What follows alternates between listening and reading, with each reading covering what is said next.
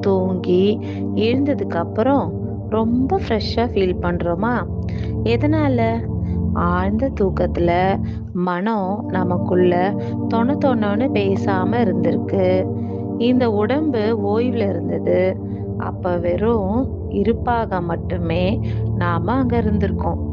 அந்த இருப்பின் தன்மைதான் சுகம், ஆனந்தம்.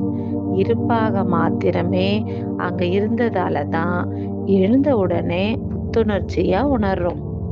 இத பத்தி புத்தரோட வாழ்க்கையில கூட ஒரு சுவாரஸ்யமான சம்பவம் நடந்திருக்கு. என்னன்னா, ஆனந்தா புத்தர் கிட்ட கேட்கிறாரு, "நீங்க தூங்குறேன்னு படுத்தா கூட கண்கள் தான் மூடி இருக்கு. உங்க முகம் ஆனந்தமா சிரிச்ச முகமாவே இருக்குதே! அப்ப நீங்க தூங்குறது இல்லையா?" அப்படின்னு கேட்கிறாரு. அதுக்கு புத்தா சொன்னாரு, "ஆழ்ந்த தூக்கத்திலும் விழிப்பு நிலையோடு இருக்கும்போது, நம்மளுடைய சுபாவமான அந்த இருப்பின் சுகத்தை நாம் உணர்றோம்.